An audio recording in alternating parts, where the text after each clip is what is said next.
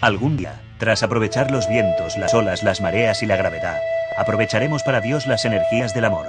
Y ese día, por segunda vez en la historia del mundo, el hombre habrá descubierto el fuego. Pierre Teilhard de Chardin.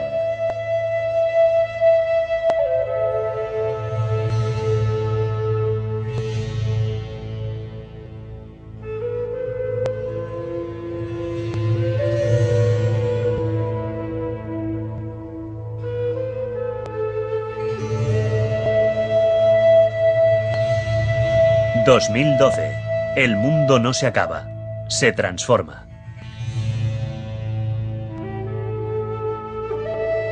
El pueblo maya de la antigüedad vivía en la península del Yucatán, en México. Crearon una civilización que fue de las más avanzadas de América.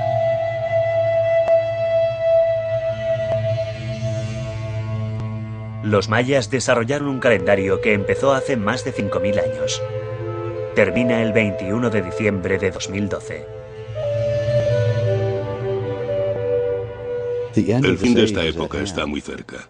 Todo lo que nos rodea y conocemos está a punto de cambiar. Este cambio va a ser radical. No se parecerá en nada a lo experimentado hasta ahora. Como en todas las épocas de grandes cambios, esta alteración nos ofrece la oportunidad de mirar en nuestro interior y pensar en quiénes somos y en cómo nos relacionamos con la Tierra y la gente que nos rodea. Ya no vivimos en el mundo moderno. Hemos pasado al mundo posmoderno. Las estructuras del mundo moderno que se basan en la avaricia, en economías cada vez más pujantes, en un crecimiento cada vez mayor de los recursos renovables disponibles, ese mundo ha terminado, ya no existe. Vivimos en un mundo de sostenibilidad, de ecología militante, de gran respeto por la tierra. Si aún no habéis captado que vivimos en este mundo, es probable que os dejen de lado.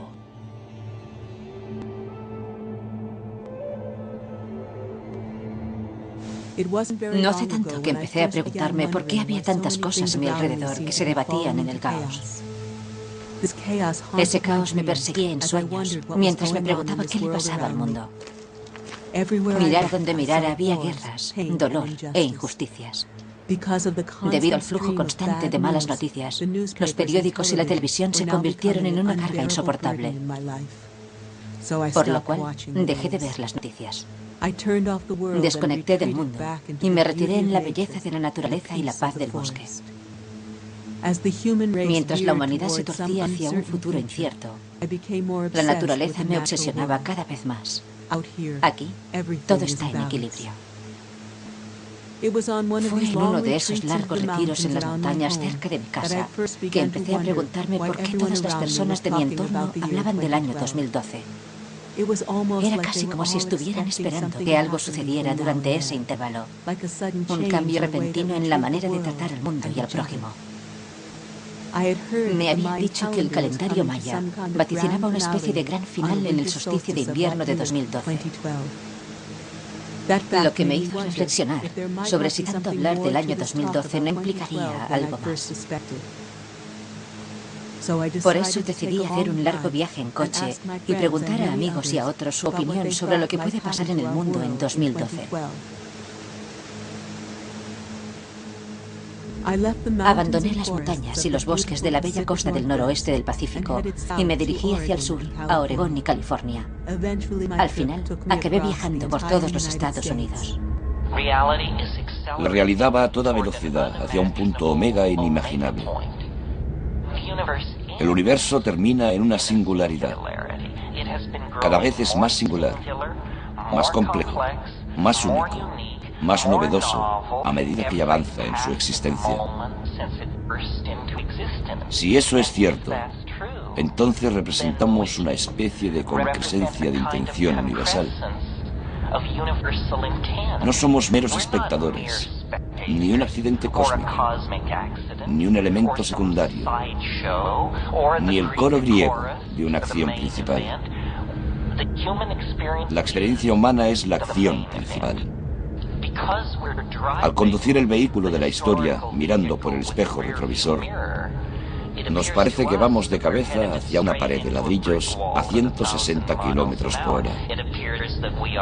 Parece ser que contaminamos la atmósfera, destrozamos los océanos y nos deshumanizamos. A la vez, le robamos el futuro a nuestros hijos. Yo creo que lo que está sucediendo es que estamos quemando los puentes, uno tras otro. Estamos quemando los puentes con el pasado.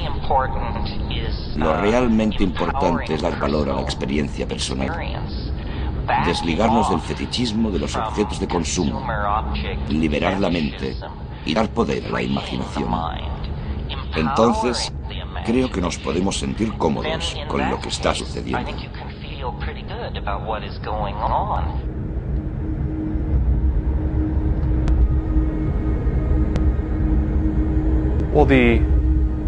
La fecha final de 2012 en el calendario maya de cuenta larga lleva muchos años estudiándose. En mi caso, al final de la década de los 80 y principios de los 90, descubrí ese gran misterio sin resolver. ¿Por qué los mayas situaron el fin de su calendario en el año 2012? Es evidente que se trata de un solsticio de invierno exacto. También valoré la importancia de la astronomía en el hallazgo. Sabemos que los mayas de la antigüedad eran unos astrólogos listísimos y unos matemáticos brillantes. Estaban avanzados en cuestiones que ahora empezamos a valorar. El calendario maya es un sistema de cálculo de tiempo en ciclos. Se ha demostrado una y otra vez que es tal vez uno de los sistemas más exactos que ha creado la humanidad. Ha marcado sin ningún error todos los eclipses de luna y de sol. Es tan preciso que hasta tiene en cuenta los cambios en la velocidad de rotación de la Tierra para determinarlos. Por eso, ahora sabemos que se trata de un sistema preciso para calcular el tiempo. Sin embargo, lo que no tiene en cuenta es la respuesta humana en los ciclos temporales que detecta. Este ciclo temporal de 13 Bactuns es una gran era mundial en la mitología maya. En la mitología de la creación maya encontramos referencias a 5 grandes eras mundiales. Es evidente que este periodo de 13 Bactuns está a punto de terminarse en la actualidad.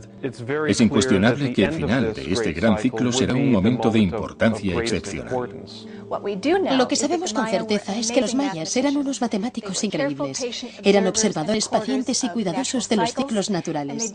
Crearon unas herramientas avanzadas, unos calendarios para marcar acontecimientos en el tiempo lineal y que utilizaban en las profecías. Este hecho me llama la atención y siento curiosidad por saber qué es lo que ya sabían. ¿Habían visto el futuro? ¿Habían creado estos calendarios para desplegar un plan cósmico maestro? De ser así, ¿cómo habían adquirido los conocimientos? ¿Fueron el resultado de una observación atenta o contactaron con algo más? Sabemos que se trata de ciclos geológicos que se pueden calcular y que según los datos geológicos han sucedido una y otra vez. El calendario maya parece que también tiene en cuenta estos ciclos, tales como las reversiones magnéticas de la Tierra. Gran parte de las investigaciones y del consenso científico indica que ahora estamos en uno de esos ciclos, el ciclo de una reversión magnética de 180 grados, o un giro en el sentido de los campos magnéticos de la Tierra. Por lo tanto, que el calendario marque 2012 muestra una ventana del tiempo relacionada con los ciclos, sobre cómo respondemos ante los cambios que sentimos en el cuerpo y los cambios que se producen en el mundo que nos rodea, que nos afectan como individuos y de forma colectiva. En mi investigación sobre la fecha de 2012, me pareció evidente que los mayas la habían marcado para anunciar una alineación astrológica. Una alineación muy insólita durante el solsticio de nuestro Sol con el centro de la galaxia. Se trata de una alineación que solo sucede cada 26.000 años. Los mayas tenían distintos calendarios. Los más importantes son el Tzolk'in, que es un almanaque sagrado de 260 días. Luego está el Hap, de 365, que no incluía los días bisiestos. Luego está el calendario de cuenta larga, que se basa en un año de 365 días llamado Tun. Es el calendario que se relaciona con el año 2012. Sin embargo, José Argüelles, en el factor maya, descubrió algo que considero su rasgo más significativo. Consiste en que los mayas hoy dicen que el calendario Tzolk'in gobierna la duración de la gestación humana. Al dividirse en 260 días, o lo que ellos llaman kin, podemos aplicar al calendario de cuenta larga la misma estructura porque está formado por 260 katunes, periodos un poco inferiores a los 20 años. Por eso se podría decir que como la historia escrita coincide con el inicio de este ciclo de 13 batkunes del calendario de cuenta larga, en el año 3114 a.C., la cuenta larga no planifica la gestación individual, sino la gestación planetaria. Al principio, el calendario maya me apabulló un poco. A medida que oía a los expertos sobre el tema, empecé a entender que los mayas, que habían vivido en la península del Yucatán de México durante miles de años, fueron una raza extraordinaria. Dejaron tras de sí pirámides enormes y otros monumentos de piedra que hacen la competencia a las pirámides de Egipto y de otros lugares. Sin embargo, lo más interesante de los mayas era su obsesión por el tiempo. Crearon calendarios para delimitar largos periodos de tiempo, algunos de hasta miles de años. Me preguntaba quiénes eran y cómo habían sido en realidad. El sistema temporal del calendario maya se basa en un concepto del tiempo totalmente original y distinto. Eso es lo primero que se tiene que entender. Para los mayas el tiempo es el factor universal de sincronización, lo cual se distancia mucho de nuestra concepción actual. Por eso, en el máximo esplendor maya se utilizaban unos 19 o 20 calendarios de forma simultánea, porque el objetivo de los diferentes modelos de medición de los cuerpos celestiales, de los ciclos, etc., era crear factores de sincronización cada vez mayores. En otras palabras, sabían que la naturaleza auténtica del tiempo era la sincronía y que la naturaleza auténtica de la realidad superior también es la sincronía. Por lo tanto, la naturaleza del calendario maya es situarte en la sincronía. La diferencia entre la civilización maya y la cultura dominante hoy en día, la civilización global, es que estamos fragmentados.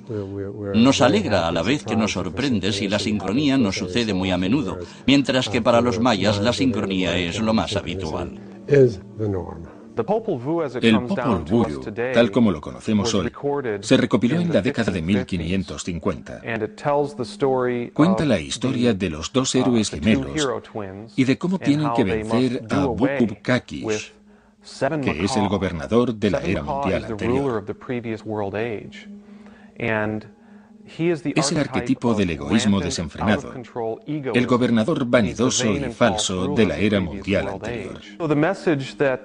El mensaje que transmite la mitología de la creación maya tiene que ver con la relación entre nuestro ego limitado y los seres divinos infinitos y eternos, que en la mitología de la creación maya quedan representados por Hun-Hunahpu, el padre de los héroes gemelos. Por lo tanto, toda la estructura mítica codifica procesos astronómicos. De hecho, la resurrección de Hun-Hunahpu al final de la era, en 2012, es una metáfora para nosotros que tenemos un ego limitado para que retomemos la conexión con los seres divinos. La mitología es un patrón para la astronomía. Es muy interesante porque Hun-Hunahpu representa el Sol. Por lo tanto, la alineación astronómica que culmina en 2012 es la alineación del Sol con el centro de la galaxia de la Vía Láctea. De nuevo surge una relación clara con una fuente y un centro superiores. Es bastante increíble que una de las representaciones del dios maya del sol, Hun-Hunahpu, sea en la boca del jaguar sapo, que astronómicamente significa que el sol del solsticio de invierno cruza el ecuador, la alineación galáctica de 2012. Hun-Hunahpu está con los brazos en cruz. También hay una pequeña señal de la cruz, que simboliza el cruce de la eclíptica con el plano galáctico.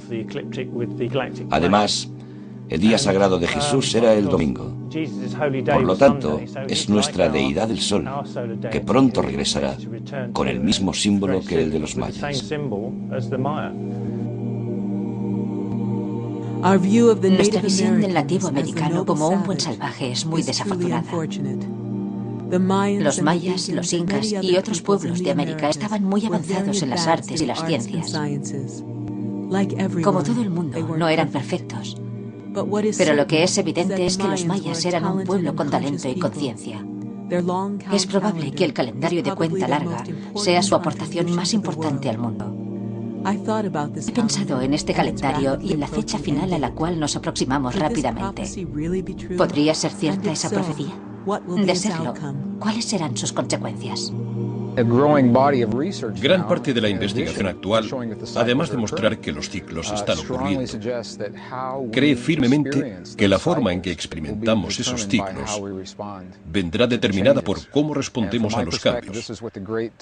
Según mi opinión, para eso nos han estado preparando los grandes maestros espirituales durante más de 5.000 años. No dicen que si vivimos la vida de una forma concreta y la cambiamos, también cambiaremos el cuerpo.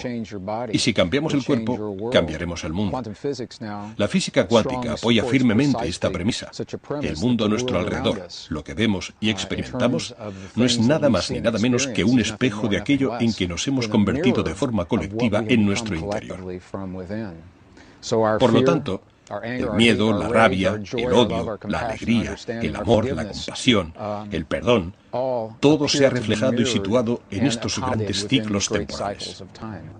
La alineación galáctica es un concepto que se refiere a un proceso astronómico real. Es una alineación que culmina alrededor de 2012. Los astrónomos conocen este hecho. Se ha calculado.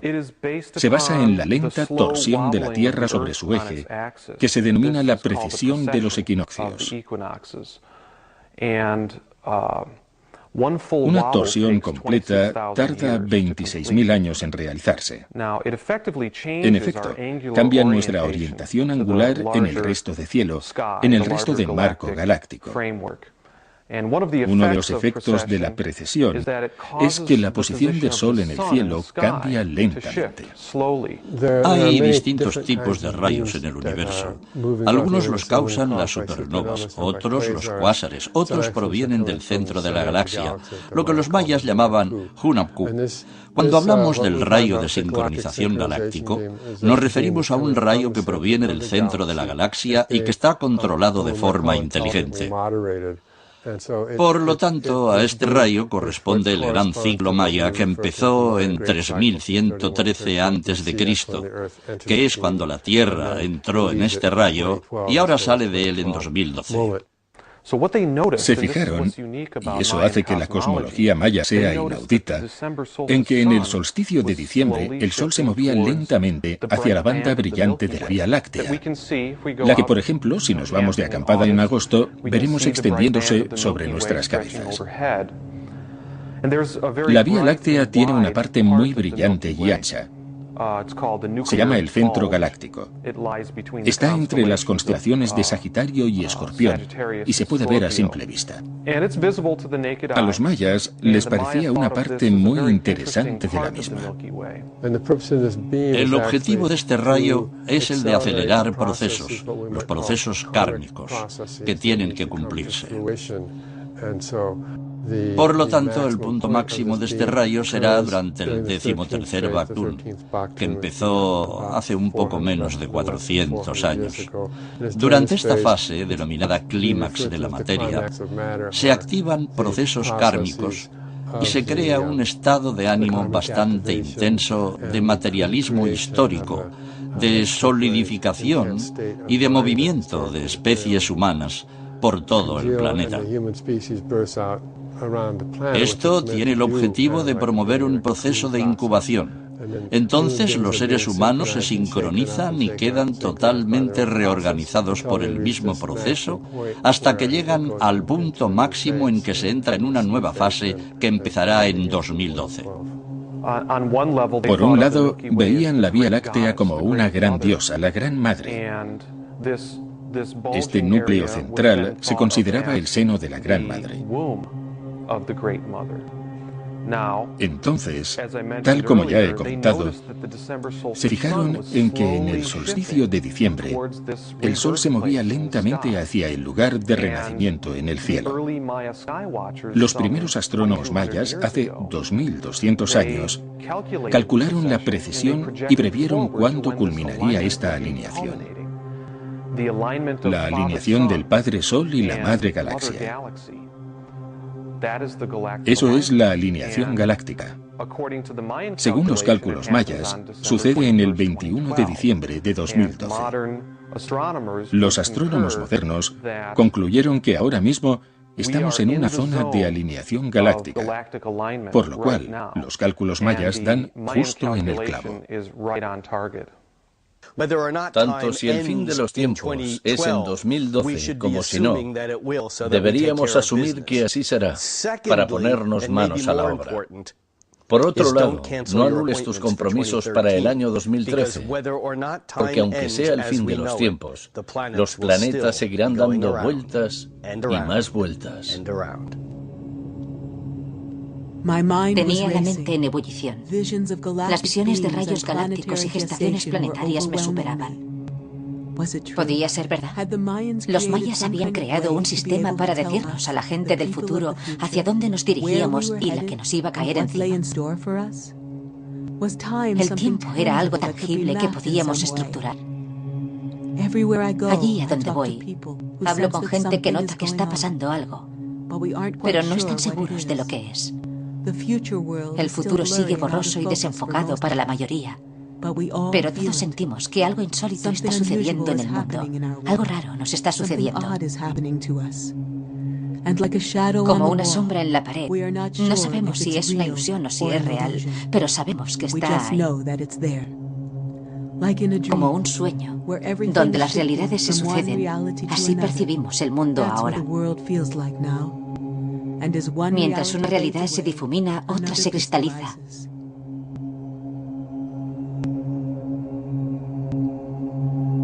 Jules es una de mis mejores amigas. Acaba de tener un bebé, a quien ha puesto Armand. Armand tendrá 7 años en 2012. Le he preguntado lo que espera y sueña para su precioso bebé. Me alegro mucho de poder compartirlo contigo. Estoy viviendo una experiencia nueva y deliciosa. Me está encantando ser madre y también el trabajo con los niños. He trabajado mucho con niños. Siento, a medida que nos acercamos a 2012, que la elección que debemos hacer como adultos es buscar el camino de las cosas que nos den esperanza y creer en un futuro próspero, más que en patrones viejos que se basan en que somos malos y en que estamos predestinados a una autodestrucción que nosotros mismos provocaremos. Eso nos hace sentir que estamos predestinados a la autodestrucción porque somos malos en esencia. Siento que unas almas especiales, evolucionadas y bellas, llegan a la Tierra a recordarnos justo lo contrario. Hay una alternativa. Los niños índigos son antisistema por naturaleza y cuestionan la autoridad. En vez de aceptarla a ciegas, hacen que nos preguntemos ¿por qué hacemos las cosas así? Cuando les diagnostican incorrectamente un TDAH, no nos hacen ningún favor, porque estos niños traen un mensaje que deben transmitir, que consiste en recordar la importancia de los sentimientos y del corazón.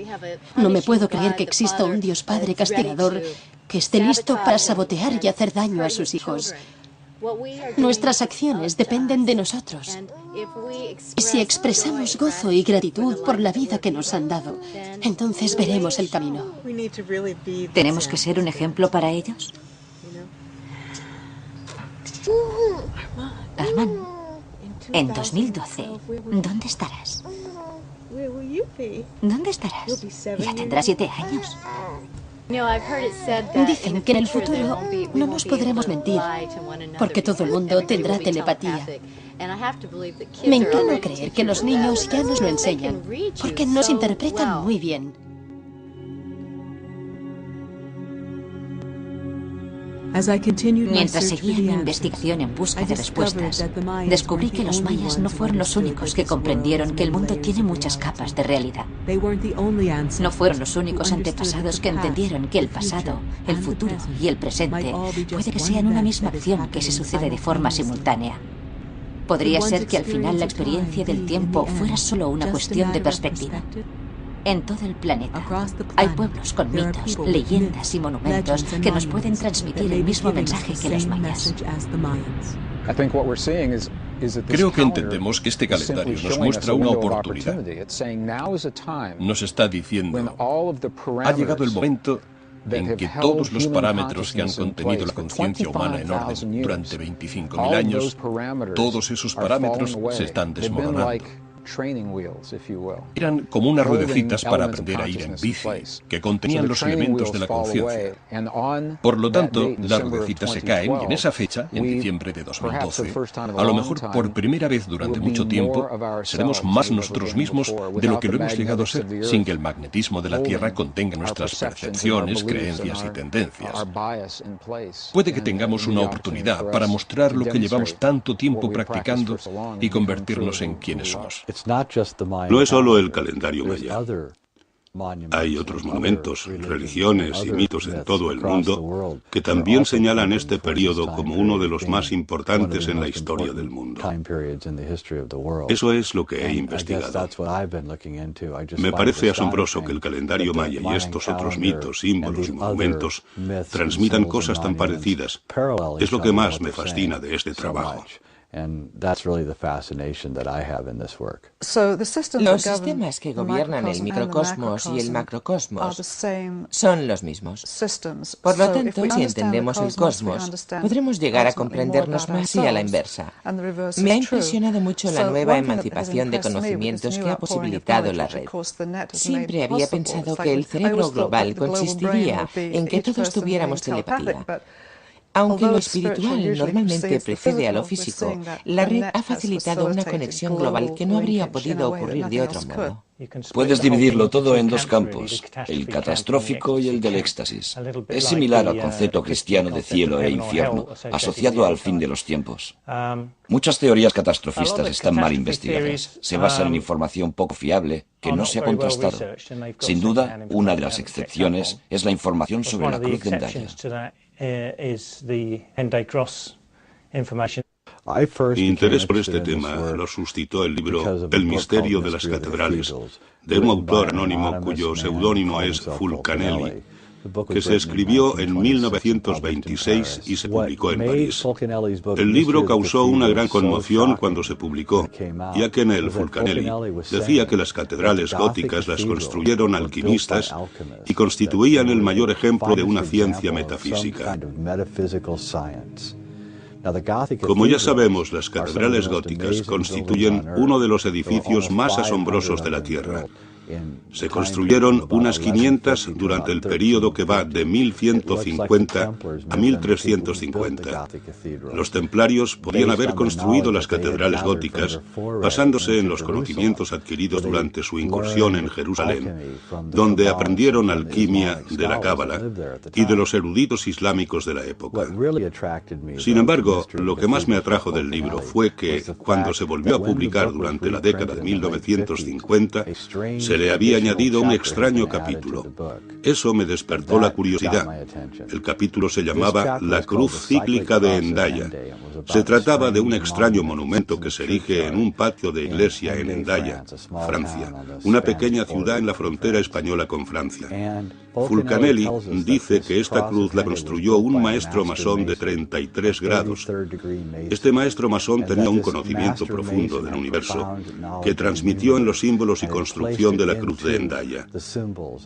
Eso me llamó mucho la atención, porque Fulcanelli decía que la cruz de Endaya apuntaba hacia el fin de los tiempos, hacia el día del juicio final. De hecho, sin excepción alguna, no he encontrado ninguna tradición que no cuente con una profecía del fin de los tiempos, incluso las tradiciones cristianas y precristianas occidentales. También tengo que decir que no he estudiado todas las tradiciones que existen, pero todas las que he estudiado hablan de lo insólito de este momento en la historia y de que se experimentará un gran cambio. En vez de ser algo inesperado que nos cae encima de forma horrible y espantosa, estamos descubriendo que no era lo que pensábamos. Armagedón ya no es lo que era. En primer lugar, es un fenómeno astronómico y, en segundo lugar, un fenómeno psicológico relacionado con nuestra condición humana arquetípica. Cuando empecé a investigar la cruz de Hendaya, no relacioné lo que decía con el calendario maya. Sabía que la cruz de Hendaya apuntaba hacia el fin de los tiempos, porque Fulcanelli lo decía en su capítulo. Cuando la examiné, me fijé que el sol que había en una cara del pedestal se parecía mucho a un símbolo maya o azteca. Luego descubrí que, según Fulcanelli, la cruz de Hendaya se construyó hace unos 350 o 400 años, lo que coincide con el principio del último Bactún del calendario maya. Podemos ver que existe una extraña relación entre la cruz de Hendaya y el calendario maya, que puede ser debida a que la persona que la construyó había ido al Nuevo Mundo, había estudiado con los chamanes incas y mayas, y al regresar con esos conocimientos, los había comparado con lo que ya sabía y construyó la cruz. La Tierra está sufriendo una reversión magnética, algo que ha sucedido 14 veces en 4,5 millones de años. Nunca ha sucedido con una población de 6.000 millones en la Tierra. Antes de que los campos magnéticos caigan completamente a cero, empiezan a ralentizarse. Ahora estamos en el punto magnético más lento vivido en los últimos 2.000 años.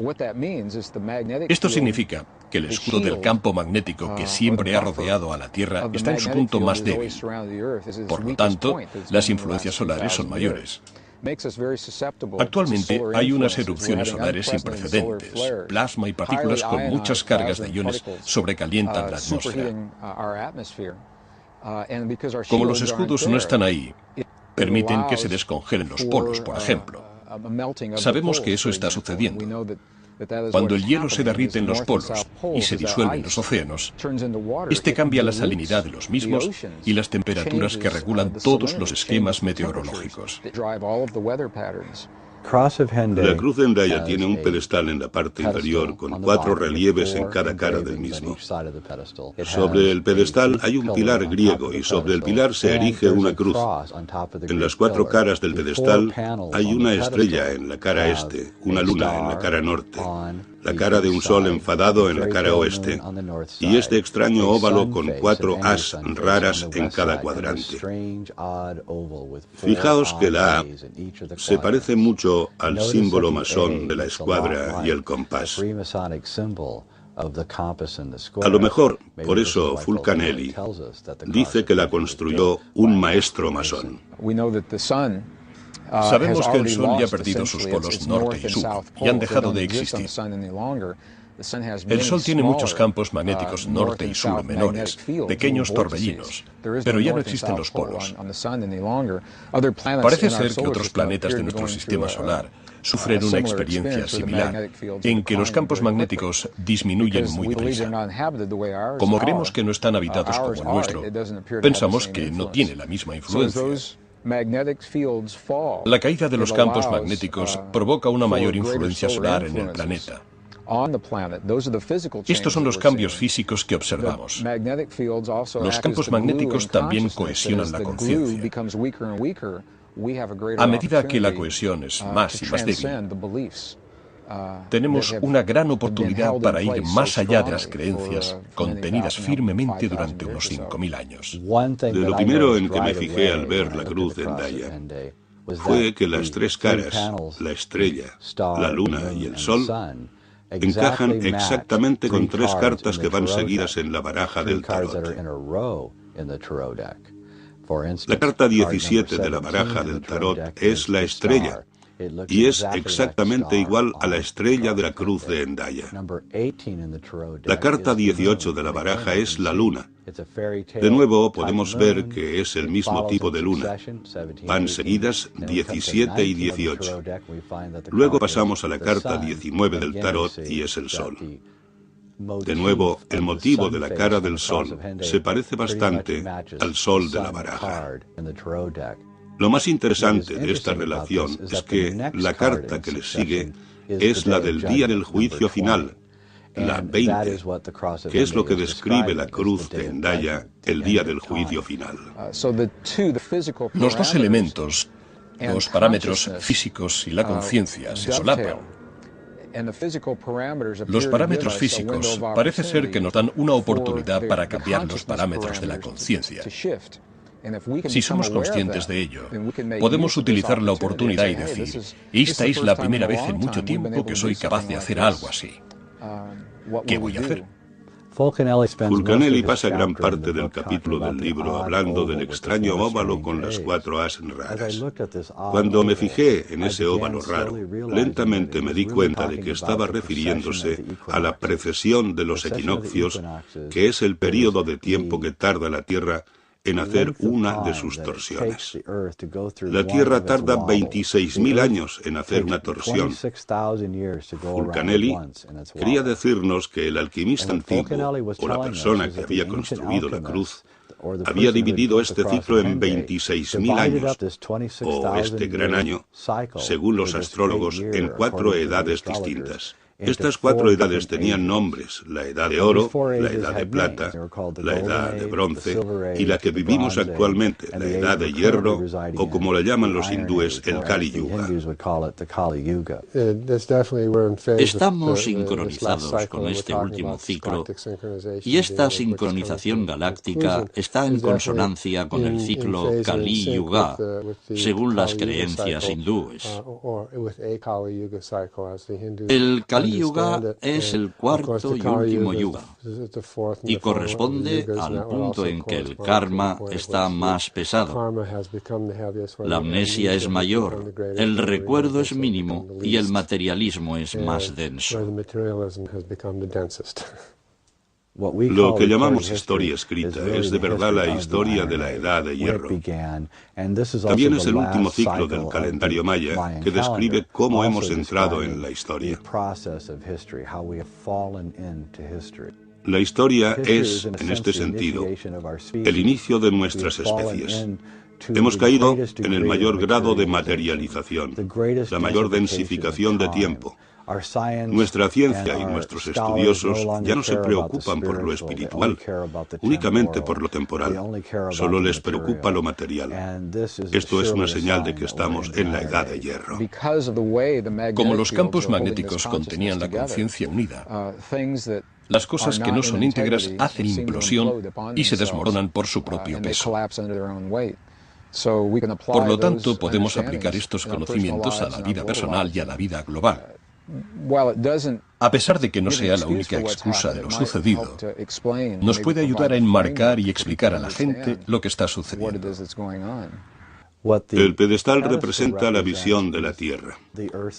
Desde la Tierra vemos las estrellas, la luna y el sol como las del pedestal. Podemos observar el paso del tiempo o del gran año mediante la precesión de los equinoccios, que representa el óvalo con las 4 as, siempre que el reloj gigante de 26.000 años que estamos mirando sea capaz de decirnos dónde estamos en el tiempo. Cada una de las edades marca una calidad del tiempo distinta. Los alquimistas creían que el plomo se podía convertir en oro. La importancia del mito radicaba en que se podía convertir la edad de hierro en la edad de oro. Una de las funciones de la alquimia es preparar a los humanos para que hagan el gran experimento de alquimia durante el fin de los tiempos, para que la edad de hierro se transforme en edad de oro y que nuestra era actual de densificación y materialización se libere en la edad de oro. Del plomo al oro. Eso sí que sería mágico. Si pudiera creer lo que me decían, había gente en el pasado que sabía que ocurriría algo fantástico en el futuro. Por eso crearon muchos sistemas para transmitir la información que sabían. La pregunta es, ¿seguimos escuchándoles?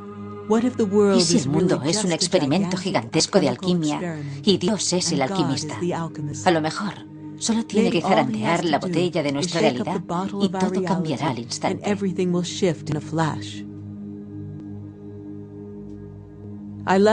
Abandoné California y decidí cruzar los Estados Unidos. 6 horas al este de Los Ángeles, entré en Las Vegas, justo al caer la noche. De algún modo, esa metrópolis, con sus luces de neón y dinero fácil, era una ciudad al límite del tiempo.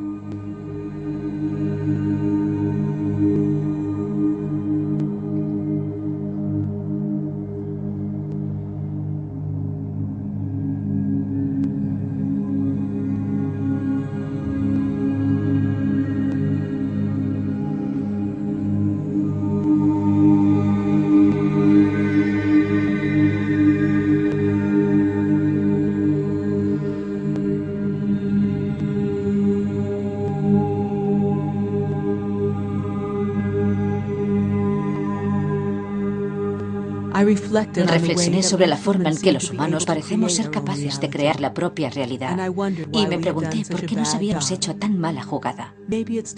A lo mejor ha llegado la hora de convertir la realidad en algo mejor. A lo mejor en eso consiste el año 2012. ¿Y si la idea de que se acerca un gran cambio en nuestro futuro inmediato provoca justamente este gran cambio?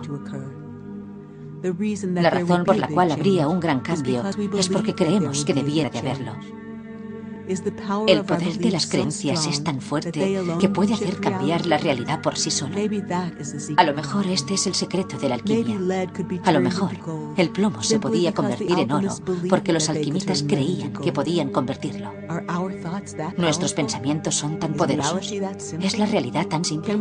¿Podemos cambiar el mundo con el simple hecho de querer cambiarlo? Era tan sencillo que me puse a reír. Durante los últimos 25 años he estudiado con los ancianos incas.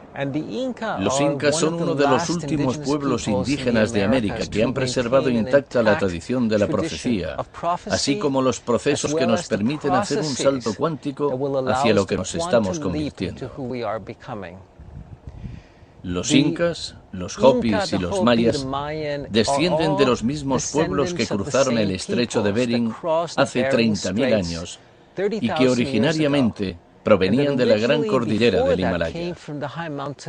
Con ellos trajeron unas enseñanzas y una sabiduría muy antigua que tiene 100.000 años. Además, no solo hacían profecías sobre el futuro, sino que nos advertían de cómo nos teníamos que preparar para los tiempos venideros y nos enseñaban cómo teníamos que tranquilizar el cuerpo a escala emocional. También nos enseñaban a tranquilizar el alma y a descubrir una nueva mitología, un nuevo mapa sagrado que nos guiaría hasta nuestro destino como planeta, como pueblo. Hace poco se publicó un libro, creo que está escrito en griego, en que el año 2012 es el año en que regresará Jesús. No he podido leerlo porque no sé griego, pero un amigo mío, que se dedica a la investigación de los ciclos de las cosechas, dio una charla y brevemente mencionó el año 2012 con relación a los ciclos de las cosechas. Luego se le acercó una mujer, creo que era monja, y le dijo que todo el mundo sabe que en el año 2012 Jesús regresará. En términos cristianos, los estudiosos cristianos interpretan que nos estamos acercando a una época en que la humanidad tiene la oportunidad de elegir. En función de la elección, o bien de afirmación de la vida, o la negación de la misma, algunos experimentarán lo que en la teología cristiana se ha denominado como éxtasis, o en las tradiciones esotéricas, ascensión. Son unos términos muy relacionados. Básicamente implican que, a medida que la Tierra pase por un cambio energético, nuestros cuerpos lo seguirán y encajarán el cambio, o bien lo resistirán. Si resistimos el cambio, es muy difícil que logremos sobrevivir en este mundo. Si aceptamos, recibimos y abrazamos el cambio, enérgicamente coincidimos con lo que sucede en la Tierra. La forma en que vivimos hasta ese momento en el tiempo es lo que nos prepara para tomar esa elección. Esto también es la base de por qué Fulcanelli nos habla de la cruz de Endaya y por qué el alquimista la construyó. La construyó para mandarnos un mensaje a través del tiempo sobre lo que íbamos a tener que pasar. Los cristianos lo llaman el día del juicio final. En la Cábala es el Tikkun.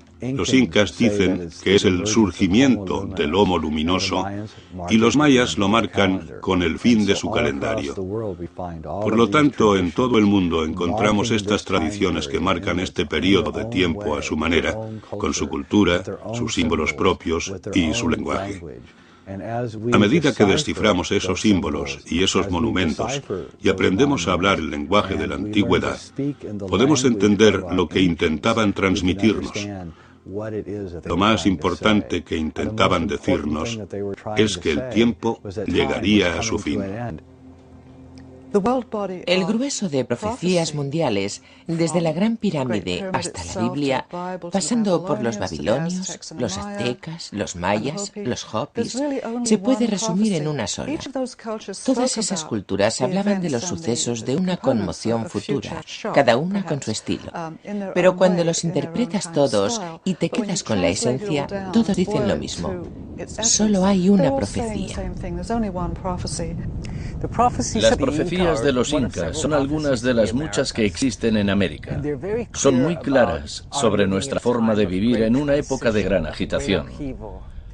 Consideran los 6 años siguientes, entre ahora y 2012, como una época de renovación de la Tierra, así como de cosechar las almas de aquellos individuos que no quieren transformarse en lo que nos estamos convirtiendo como especie, y que pasarán momentos difíciles y desafiantes. A la mañana siguiente, me dirigí al Parque Nacional Zion, Utah. Durante miles de años, este lugar fue uno de los territorios más sagrados y queridos de los nativos norteamericanos locales. Es de una belleza indescriptible. Por eso decidí parar un rato y reflexionar sobre todo lo que había aprendido del año 2012. Pensé en el mito del jardín del Edén, que dice que hace mucho, hombres y mujeres vivían en un bello jardín, donde todo era perfecto. No había dolor ni muerte. El mundo estaba en equilibrio y armonía. Para mí, eso era como la Edad de Oro. Si eso es el futuro, no suena tan mal. A lo mejor el jardín del Edén también es un jardín de alquimia, donde se separa el plomo del oro, el futuro del pasado, y cualquier acción individual puede cambiarlo todo y puede iniciar el proceso final. Los hechos del 11 de septiembre de 2001 fueron como un prefacio, como una llamada de alarma que inauguró la secuencia final, la fase final de esta edad mundial. Este es el principio de un periodo de tiempo que nos prepara para la consumación de esta época y la restitución de todas las cosas. 2012, según el calendario maya, así como el de cuenta larga y el Tzolk'in, es la fecha que se cierne sobre nosotros mientras vemos esto. Podría ser maravilloso, terrible o todo a la vez, porque al final de los ciclos, lo bueno y lo malo se une de tal forma que es un periodo de grandes superaciones. Se trata de un periodo de tiempo de iniciación global que sacará lo mejor y peor de nosotros. ¿Cómo vamos a predecir lo que sucederá hasta entonces? Ya no vivimos en una democracia, sino en una mediocracia. Los medios de comunicación están creando y perpetuando un trance cultural al cual todos nos apuntamos. La persona que hoy en día quiere vivir totalmente despierta tiene que librarse del trance cultural que se perpetúa con el consumismo, la mecanización y la tecnología. Nos hemos olvidado de escribir poemas con bolígrafo. Nos hemos olvidado de vivir una vida épica. Creemos que con un ordenador más rápido, nuestro trabajo será mejor. Por lo tanto, la tecnología intenta solucionar lo que antes proporcionaba de forma muy directa el espíritu a aquellos que nos predecían. Si hemos empezado con la premisa del calendario maya, que se termina el 21 de diciembre de 2012, y luego atravesamos el Atlántico y encontramos otro monumento en un sistema y una cultura totalmente distintos, que predice el mismo acontecimiento exacto en el mismo momento, utilizando la alineación galáctica como eje, hay pruebas circunstanciales que señalan hacia una realidad innegable. Realmente, ese es nuestro destino como seres humanos. La moneda del planeta, la moneda global, se resume en 4 cosas: tierra, aire, fuego y agua. Ya hemos utilizado toda la tierra disponible, hemos utilizado toda la capa superior del suelo, hemos utilizado todo el aire disponible, hemos contaminado el aire y agujereado el ozono, hemos contaminado toda el agua disponible y además hemos subido la temperatura del planeta. Por lo tanto, vivimos gracias al crédito planetario y hemos contraído una gran deuda. La filosofía de compra ahora y paga luego nos ha llevado a la situación actual. A medida que nos acercamos al año 2012, todos veremos que tenemos que afrontar nuestra mortalidad, no solo a escala individual, sino a escala planetaria, ya que es posible que la especie humana esté cerca de la extinción en ese punto. Vivimos en un planeta que aguanta de forma sostenible que 1.000 millones de personas vayan en bici al trabajo. Hay 7.000 millones y medio de personas que han conseguido subsistir cultivando todo el suelo disponible y talando todos los bosques vírgenes posibles. Estamos llegando a los máximos límites de sostenibilidad del planeta. El conocimiento de que podemos extinguirnos por nuestros propios actos nos hará madurar, nos hará tener una visión más adulta del mundo, de que no somos inmortales, sino mortales, y de que tenemos que dejar un mundo para nuestros hijos. Por eso, no podemos talar todos los bosques, no podemos explotar todas las tierras, no podemos pescar peces hasta que desaparezcan. Tenemos que dejar algo para nuestros hijos. En eso consiste la madurez y el progresismo. A eso me refiero cuando digo extinción o progresismo. El peligro al que nos enfrentamos no es una crisis debida únicamente al calentamiento global, ni al hecho que los casquetes polares se estén derritiendo, sino a la repercusión de unos elementos con los otros. Son crisis que repercuten las unas con las otras. Que los casquetes polares se derritan provoca una ralentización de la corriente del Golfo, que a su vez provoca un aumento de los niveles del mar y un calentamiento de la Tierra acelerado. Hoy en día, en Europa, los mayores defensores de una legislación para prevenir el calentamiento global son las empresas aseguradoras, porque valoran el gran riesgo que tienen y el gasto tremendo que representaría tan solo uno de estos cataclismos, o mucho peor, 2. Por todo el planeta, en todas las culturas y pueblos distintos, vemos que al final todos somos iguales. Todos respiramos el mismo aire y compartimos la misma tierra. A lo mejor también compartimos una memoria colectiva de nuestro futuro que está emergiendo justo ahora. ¿Podría ser que cuando nos alcance el año 2012 tengamos por fin la oportunidad de remodelar el futuro? Todos los que esperan que el 21 de diciembre de 2012 suceda algo apocalíptico se van a llevar una gran decepción. No será un acto digno de mención. No pasará nada, porque ya está pasando ahora, hoy. Mientras veis la película, sucede en el interior de cada uno de vosotros. Es un proceso de alquimia, de descomposición, de deshacerse de lo que ha muerto en nuestro interior y de hacer que nazca lo que nos aporta un destino colectivo. Está sucediendo en este mismo instante. De forma universal, la gente de todos los continentes me hace 2 preguntas. La primera es, ¿qué le está pasando al mundo? Evidentemente algo ha cambiado. La segunda es, ¿qué es lo que podemos hacer? Básicamente todos estamos buscando lo mismo, a excepción de un puñado de líderes. La gente del mundo creo que está preparada de verdad para recibir algo más que el sufrimiento del último siglo, con guerras y derramamientos de sangre. Todo el mundo busca un futuro mejor para sus familias, una forma de cuidarse y de suplir las necesidades básicas. La gente está lista, de verdad. Por eso creo que hay esta coincidencia en el tiempo, en que los parámetros físicos están cambiando. Estamos cambiando la respuesta ante estos parámetros, a pesar de que no seamos conscientes de ello. Estamos viviendo los días en que una forma vieja y otra nueva se yuxtaponen y coinciden. Vemos cómo se unen y cómo consiguen llegar a una salida.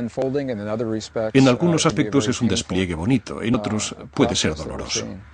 El estado de ensueño y el estado de vigilia son muy parecidos. Lo que llamamos estado de vigilia es cuando vamos por el mundo tal como es, con aeropuertos, cajeros automáticos, tiendas, dinero y todas esas cosas. Se trata de un sueño acordado de forma colectiva. Todos hemos acordado hacerlo de esta forma. Los locos son aquellos que ven más allá. Les parece demasiado y no lo pueden soportar. Entonces les llamamos locos. Veo la iniciación de 2012 como una iniciación para el mundo occidental, de verdad. A la gente que aún sigue empapada en la filosofía, el pensamiento y la ciencia occidentales, les servirá para entender que todo proviene del mismo lugar. Todos estamos hechos de la misma energía.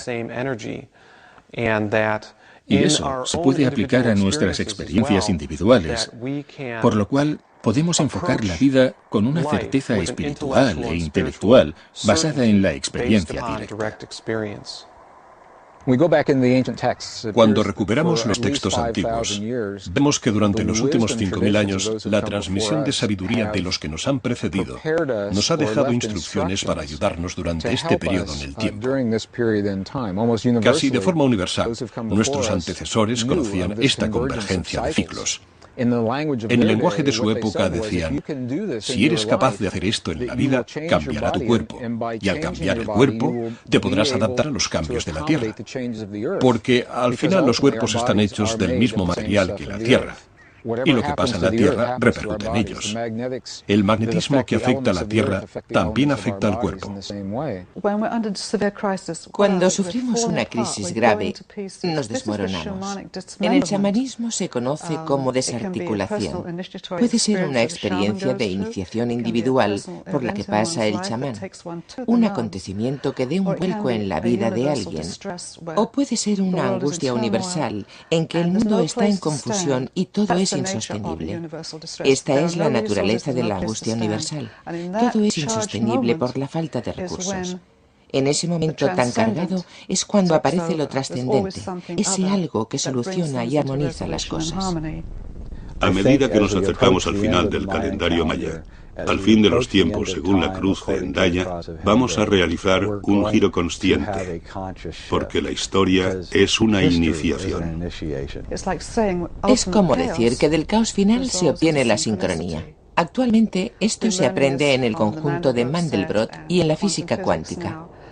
Tenemos todos los conocimientos y herramientas que nos posibilitan establecer los puntos de contacto para al menos modelar cómo vamos a pasar por los rápidos. Ahora estamos en las aguas bravas de la historia y todos pasaremos por esta experiencia, una iniciación sublime. ¿Cuántos querrían una vida para experimentar lo mejor y lo peor que nos puede ofrecer la época? Aquí la tienen. Ya hemos dejado atrás muchas profecías oscuras. Creo que es importante que esto se entienda, tanto si nos referimos al código bíblico, que solo predice posibilidades cuánticas, o la visión remota de esas posibilidades cuánticas. Ya hemos dejado atrás muchas predicciones funestas. No es que las hayamos sobrevivido, sino que hemos reescrito el código de conciencia y hemos tomado un camino distinto, por lo cual nunca se han desplegado. Desde ese enfoque, creo que el año 2012 funcionará igual. Ciertamente podrían desplegarse algunas posibilidades de lo más funestas. ¿Es posible? Sí. ¿Tienen que suceder? Creo que no. Creo que lo estamos decidiendo ahora con estas conversaciones, viviendo de forma consciente, con decisión, y siendo amables con el prójimo, con el cajero de la tienda de comestibles, o con el camarero que te toma nota en el restaurante a donde irás esta noche, o con el conductor que se ha equivocado en la autovía y orientas. Estos pequeños actos individuales contribuyen de forma colectiva a nuestra respuesta en este momento de la historia. Y todos tenemos un papel vital en el camino que va más allá de 2012. Siempre dicen que tenemos que encontrar la fase que había antes de que naciéramos. Esto se representa en algunas tradiciones. En eso consiste, en disolver todas las relaciones e identificaciones que te habían dicho que eran necesarias para tener éxito en esta realidad. Se tienen que disolver todas porque no nos están ayudando. Es evidente que los pueblos del pasado, nuestros antepasados de la antigüedad, veían el mundo con una perspectiva distinta a la nuestra. Estaban más en contacto con la naturaleza, con el cosmos, con el prójimo. Es como la diferencia entre la ciudad y el bosque. En el bosque, la tranquilidad nos ayuda a recordar no solo quiénes somos, sino también lo que sabemos. Nuestro potencial parece atrofiarse en el mundo moderno. Estamos perdiendo la habilidad de pensar en la existencia de un nuevo mundo. A lo mejor, tenemos que asemejarnos más a los chamanes, a los alquimistas. La causa de nuestros problemas, desde la guerra hasta la contaminación, ¿no será que el mundo exterior nos distrae tanto que no escuchamos nuestras voces interiores? ¿No será que el ruido del mundo moderno es tan estridente que ahoga la verdad de nuestro ser? En la cosmología de América hay tres mundos. Está el mundo medio en que vivimos. Luego está el mundo inferior, que está en el interior de la Tierra, que lo podríamos comparar con los dominios inconscientes de la psique de la mente. Finalmente está el mundo superior, que es el superconsciente, los dominios de nuestra posibilidad. Estos mundos también están asociados al tiempo. El mundo inferior es el pasado. Cuando nuestros antepasados habitaban la Tierra, era su momento y su lugar. El mundo medio es el presente. Y el mundo superior es el futuro. Parece que nos aproximamos a un punto en que se provocará una experiencia Kundalini en masa. Shakti subirá por la columna para unirse a Shiva, que vendrá de arriba. Así se consigue la unión universal, en que se aniquila el ego, el éxtasis, que de hecho significa estar fuera del cuerpo, y el final de la dualidad del ego. Todo esto parece entrelazarse en esta interpretación. También se puede relacionar con la profecía peruana, en que tenemos los tres cosmos del chamanismo: el mundo superior, el inferior y el actual. Dicen que esto es lo que va a pasar. Tras el año 2012, volveremos a estar en la Edad de Oro, porque el mundo superior y el inferior habrán convergido en el actual. Igual que Shiva bajando y Shakti subiendo para encontrarse. Los alquimistas y los europeos de la antigüedad creían que había tres mundos. Había la Tierra Alta, la Tierra Media y la Tierra Baja, muy parecidas a la cosmología del Tolkien en El Señor de los Anillos. Las catedrales y sus campanarios tenían la función de atraer la energía de la Tierra Alta, y el pozo debajo de la catedral también atraía la energía de la Tierra Baja. Había una unión alquimista del mundo alto y del mundo bajo en el suelo de las catedrales. En el mito de la creación maori, Rangi, el dios cielo, y Papa, la diosa tierra, se unen. lo que denominan como caerá el telón. Investigando un poco más, se descubrió que la traducción correcta era el velo se disolverá. Así que la disolución del velo y el encuentro del cielo y la tierra también quedan recogidos en el concepto de iluminación del Kundalini. Si vivías en un pueblo pescador, tenías que llevar a los pescadores donde hubiera pesca al día siguiente. Por lo tanto, el chamán era capaz de viajar hasta el mundo superior y descubrir dónde estarían los peces o el bisón al día siguiente, o viajar lo suficiente lejos para descubrir en qué se convertiría su pueblo al cabo de 10.000 años, recibir esa información, hacerla llegar a su pueblo y personificarla. De esta forma, participaban conscientemente en la evolución. Tiraban un anzuelo al futuro y recuperaban la información sobre nuestra evolución como especie hasta el presente, para poder así informar a los miembros del pueblo.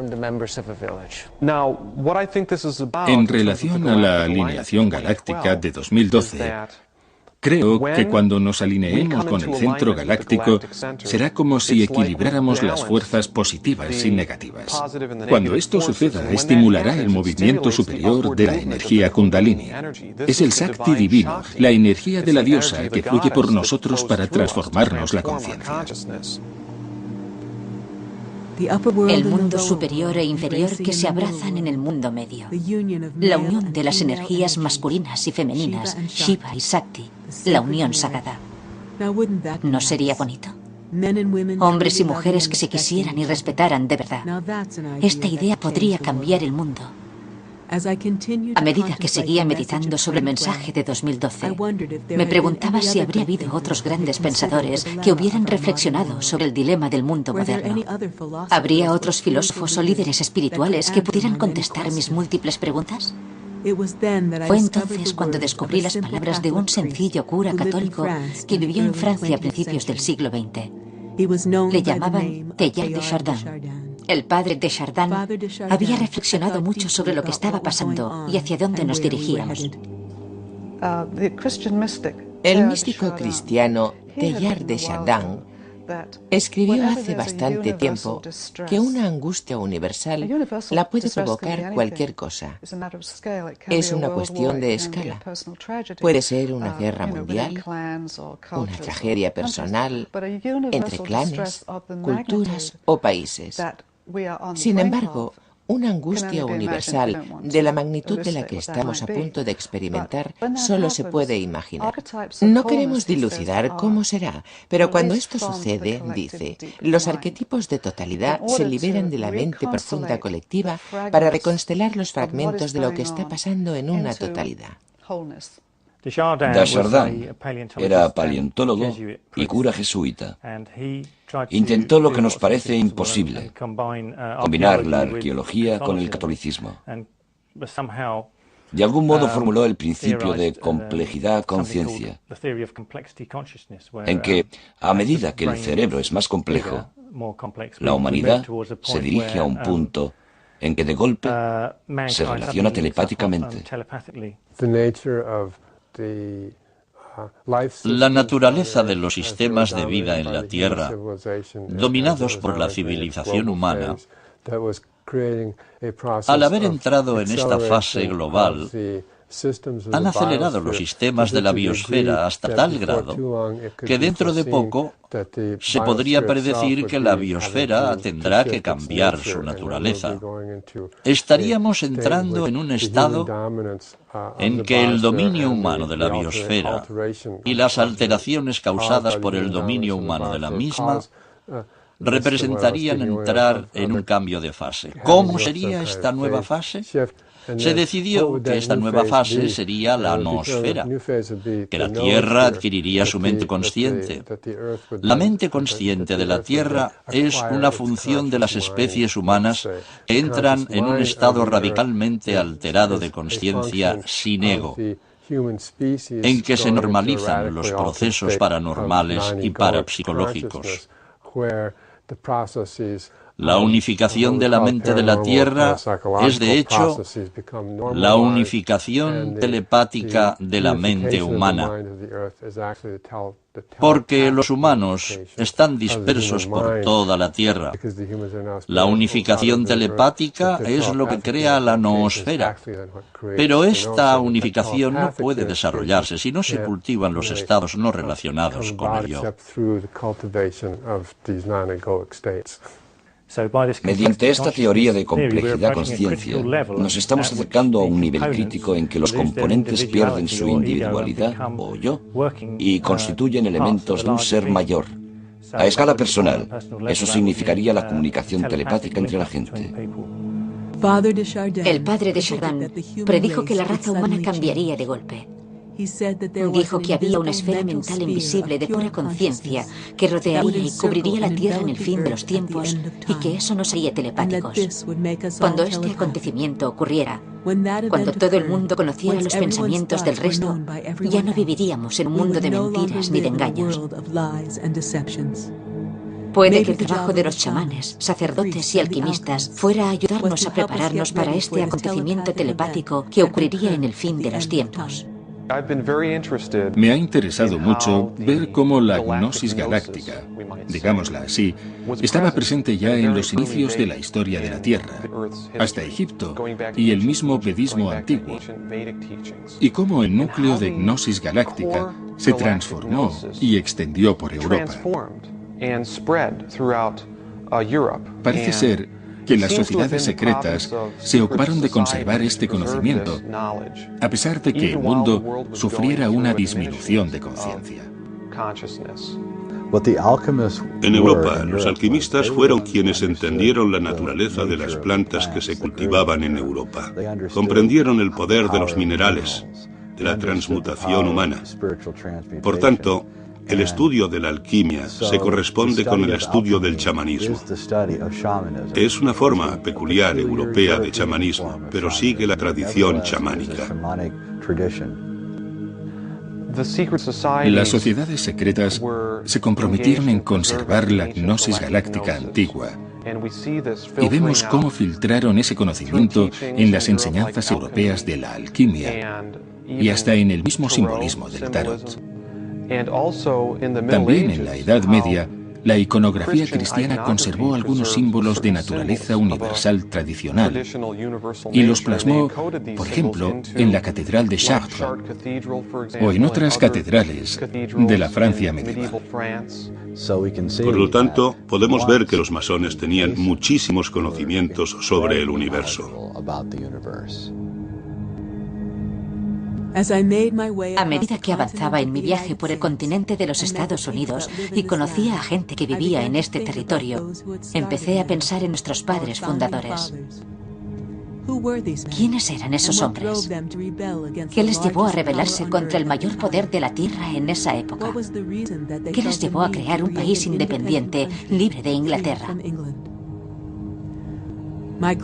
Mi viaje por el país me llevó a Washington. Mientras andaba por sus calles y visitaba el Capitolio, me di cuenta de que muchos de los padres fundadores fueron masones.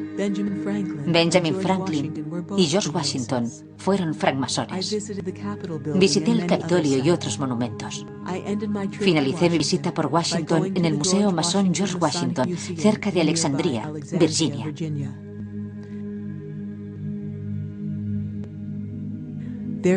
Ahí estaba, nuestro presidente, con su delantal masón.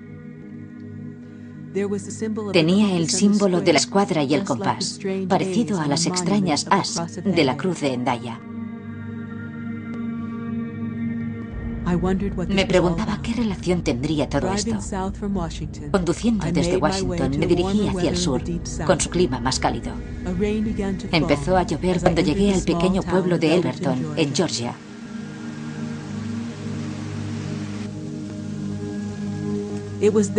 Allí descubrí un monumento llamado Piedras Guía de Georgia. Se trataba de un Stonehenge americano y, como tal, estaba orientado astronómicamente.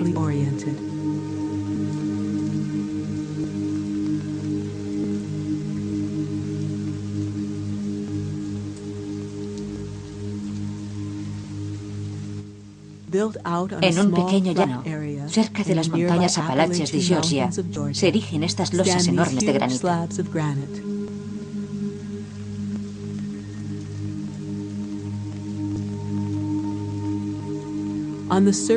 En las caras de las losas están inscritos lo que parecen unos nuevos 10 mandamientos en 8 lenguas.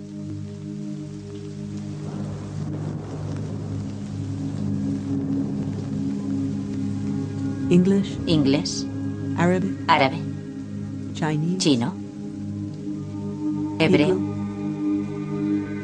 hindú, ruso, español y suajili. Gary Jones es el editor del diario local, el Elberton Star. Le pregunté sobre el monumento. Quería saber qué representaba y quién lo había construido. En 1980, parece ser que un caballero llegó a la ciudad. Fue a ver al banquero local y le pidió si le podía ayudar a localizar una empresa de granito para construir un monumento para el futuro. Se llamaba R.C. Christian. Era un apodo que él mismo se puso para relacionarse con la gente de la zona. No quiso que nadie conociera su identidad. El banquero local con quien habló se llamaba Wyatt Martin. Con ayuda profesional, encontraron algunas empresas de granito que supieron construir las piedras guías en la escala que ese tipo se había imaginado. Siempre que se habla de los orígenes del monumento, sale el nombre de R.C. Christian, pero no sé de dónde proviene. Cuando se ven las piedras, se entiende que supera las dimensiones del monumento medio. Por eso se tuvo que ayudar al señor Christian a encontrar a alguien que pudiera trabajar a una escala tan enorme. Siniestramente se parece mucho a Stonehenge. Se construyó de forma que en diferentes épocas del año el sol le pasa a través y proyecta largas sombras. Realmente está muy cuidada. Creo que las inscripciones están muy elaboradas y pensadas a conciencia. Además, en tantos idiomas. Costó muchísimo erigir estas losas, no solo por el trabajo de ingeniería, sino también por la reflexión que implicó escribir todas esas cosas en ellas. En relación con las anécdotas curiosas, muy de vez en cuando recibo una llamada de alguien que me pregunta si pertenezco a la comunidad donde están las piedras. Y te cuenta historias raras sobre la identidad del señor Christian y sobre el significado de las piedras. Cuando se erigieron, vinieron algunos grupos de culto y no sé, creo que pasaron la noche ahí. Cuando ves las inscripciones, se trata de directrices para el futuro. Hablan de mantener la población, etc. Algunos creen que fomentan la eliminación de zonas superpobladas. Es un mensaje para una generación futura, al igual que lo fue Stonehenge y las pirámides de Egipto. Por lo tanto, creo que tenemos piedras guía para mucho rato. Los indios Cherokee consideran esta zona del mundo el centro del universo. Aquí hay masones que puede que hayan influido en las piedras guía. Mantener a la humanidad por debajo de los 500 millones, en equilibrio perpetuo con la naturaleza. Guiar la reproducción con sabiduría, mejorando el estado físico y la diversidad. Unir a la humanidad con un nuevo idioma vivo. Administrar la pasión, la fe, la tradición y todas las cosas con un razonamiento equilibrado. Proteger a los pueblos y a las naciones con leyes justas y tribunales íntegros.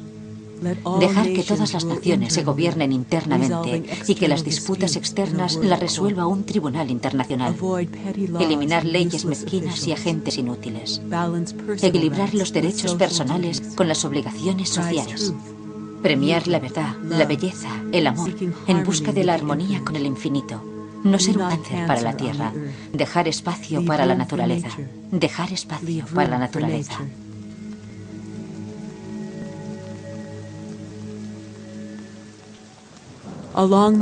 En la parte superior de las piedras guía, en lo alto del monumento, hay un mensaje escrito en 4 lenguas antiguas. La escritura cuneiforme babilónica, los jeroglíficos egipcios, en sánscrito y en griego clásico. El mensaje dice que estas piedras os guíen a una edad de la razón. Como mensaje para el futuro, las piedras guías parece que nos dicen cómo vivir de una forma nueva.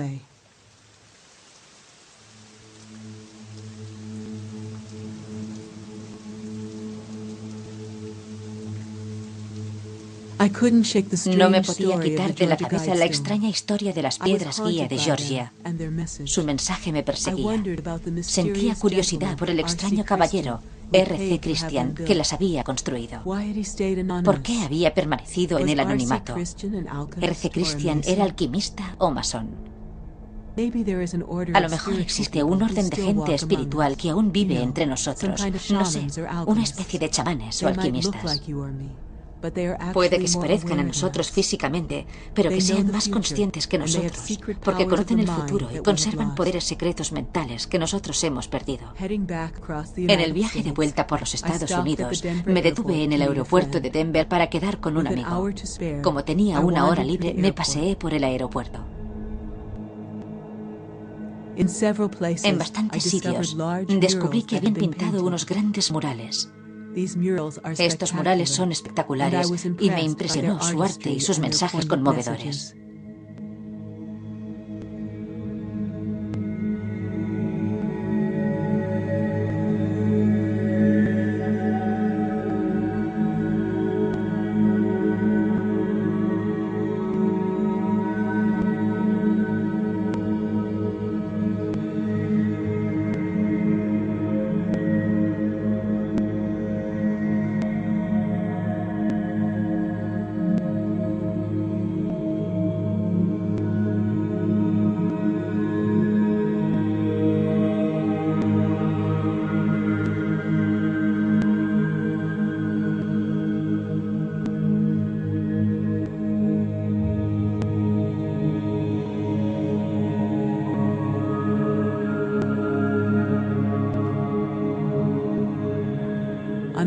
En la zona sur del aeropuerto, descubrí una placa en conmemoración a la persona que lo había construido.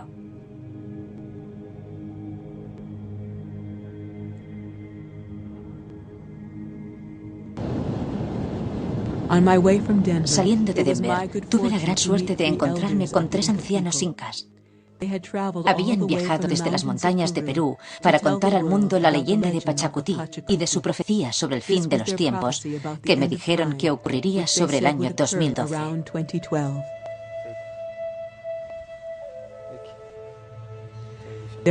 Se llaman Don Francisco, Don Humberto y Doña Berna, y su amigo chino. Marcella Griffith tradujo sus palabras. Han venido a transmitirnos este mensaje. Viven a más de 5.000 metros en la cordillera de los Andes. Son descendientes de los incas, los hijos del sol. Desde la época de los incas, la hoja de coca ha sido una hoja sagrada que nos transmite un mensaje de la naturaleza. Por lo tanto, las utilizan desde la época de los incas como mensajeras de la Madre Tierra, de la naturaleza.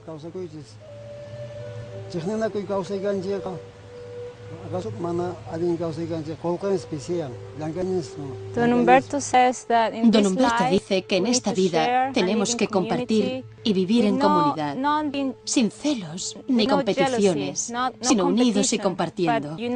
No solo compartiendo las cosas entre nosotros y el resto de gente, sino también compartiéndolas con la tierra, con las montañas.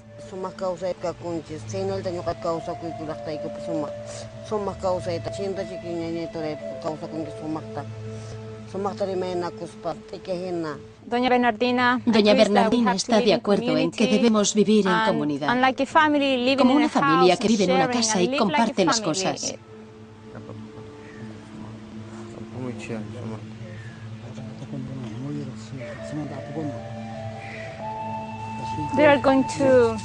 Van a leer las hojas de coca. Para ellos es una tradición adivinar el destino, adivinar el futuro con las hojas de coca. Tiran las hojas de coca y las hojas les contestarán a sus preguntas. Invoca a los espíritus de las montañas y a la tierra para que nos diga lo que quiere saber. Las profecías hablan de Pachacutic. Pacha significa tierra y Cutic el retorno, la renovación de la vida. Por lo tanto, se acerca un nuevo ciclo de vida. Según las profecías, esto sucederá próximamente. Ya está sucediendo, pero culminará cuando llegue la nueva época, durante los próximos 6 años. Las profecías hablan del año 2012 y del 21 de diciembre, como la fecha cuando el tiempo empezará una nueva raza, hacia el quinto sol, hacia la nueva vibración de la luz. Es una época de grandes crisis en el mundo, pero como cualquier otra crisis, nos da oportunidades para reinventar quiénes somos, para reinventar cómo queremos el mundo y qué mundo queremos para nuestros hijos y para nuestros nietos. Los incas han conservado la sabiduría que conllevan las profecías, pero también los procesos que tienen que ver con las transmisiones de energía que nos van a ayudar a alinearnos con el nuevo Inca, con el nuevo Homo Luminoso. Estas transmisiones nos ayudan a alinearnos con quien nos estamos convirtiendo, con la nueva raza, que no es solo el Homo sapiens, sino el Homo Luminoso.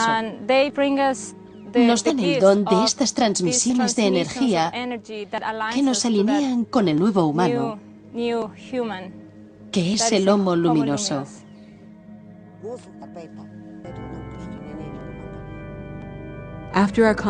Tras nuestra charla, doña Berna me bendijo. La impresión que recibí tras esa experiencia me duró bastantes días. Qué alegría haber podido conocer a esa gente tan arraigada a la tierra, tan pacífica, sabia y conocedora de tantas cosas. Los ancianos indios saben que lo realmente importante en este mundo somos nosotros, nuestra relación con la tierra y con el prójimo. A lo mejor, el motivo por el cual los hombres modernos nos rodeamos de tantas posesiones es porque ya no estamos conectados entre nosotros. Hemos empezado a creer que nuestras posesiones son lo importante. Por eso hemos sacrificado las conexiones entre nosotros.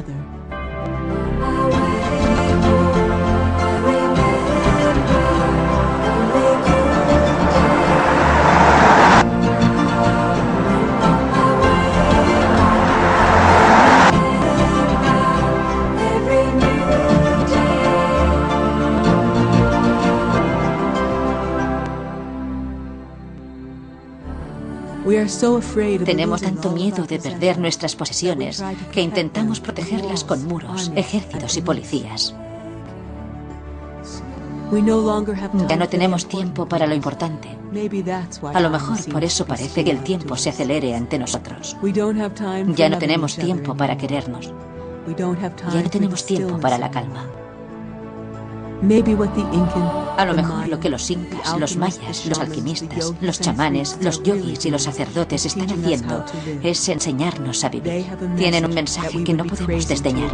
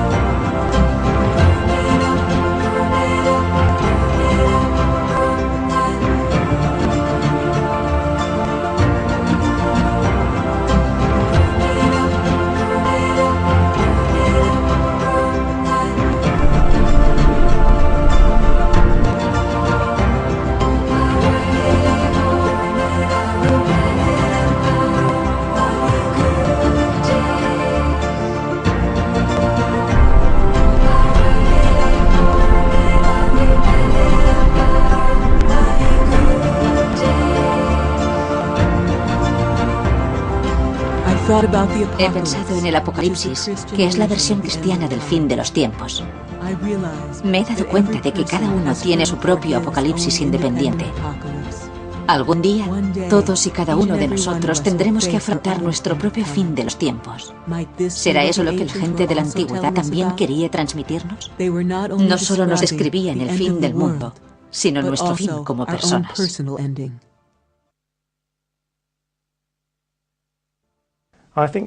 Creo que cada vez la telepatía surgirá más porque es probable que los cambios en la Tierra vayan en aumento, algo que ya está sucediendo. Además, ya he visto un aumento de la telepatía en mis amigos y mi familia. Estaremos en una nueva realidad.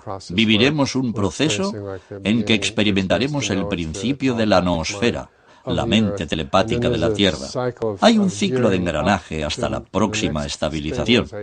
Será un periodo muy dinámico entre aproximadamente el solsticio de invierno de 2012 y el 26 de julio de 2013. En ese punto llegaremos a la nueva sincronización galáctica. Sí, creo que la conciencia concentrada en 2012 ha tenido una especie de efecto sociológico. Cuanta más conciencia podamos verter, más sacaremos de la transformación. ¿Qué sucederá en el año 2012? Qué interesante. Podría no pasar nada. Podría ser el final de algo épico. Este es el misterio que se está resolviendo ahora.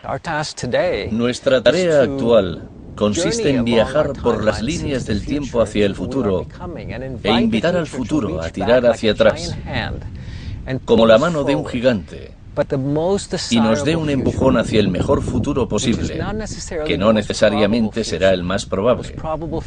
El más probable tendrá agujeros mayores en la capa de ozono, más contaminación y más población.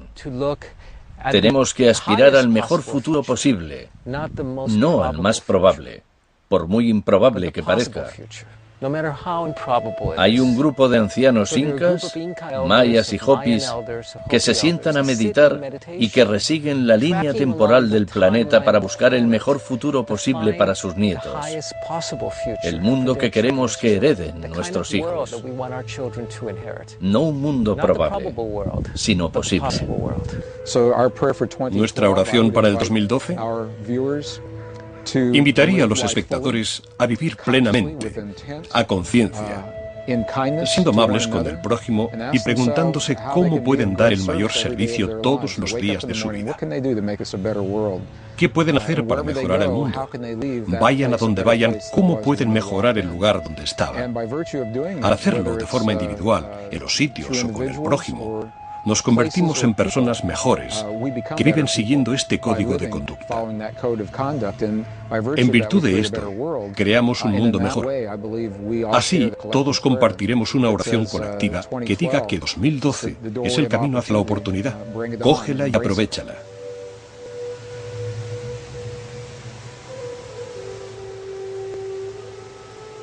De vuelta a casa, en la tranquilidad de los bosques frondosos del noroeste del Pacífico, me preguntaba qué pasaría durante los años siguientes antes de llegar al 2012.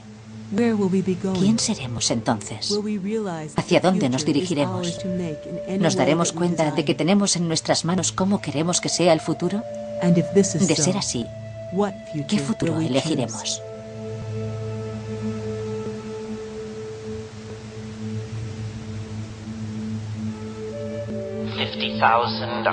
Hace 50.000, 100.000, 1 millón de años.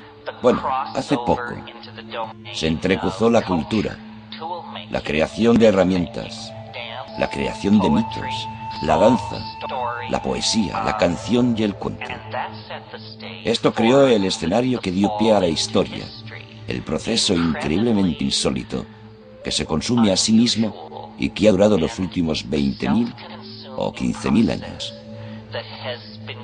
De hecho, esto le está sucediendo a la matriz espacio-tiempo, en la cual el tiempo está acelerando. Es una situación de gran desestabilización. Es una caostrofe en el proceso de existir. Empieza con el equilibrio de los animales mediante la selección natural y termina con un Internet global que transmite información electrónica y con especies que utilizan el lenguaje arrojando sus instrumentos hacia las estrellas. Ha habido más cambios desde 1960 que en los miles de años anteriores. Ha habido más cambios desde 1992 que en los miles de años anteriores. El cambio se está acelerando. Invención, conexión, hibridación de ideas, algoritmos matemáticos, conectividad de la gente, sistemas sociales.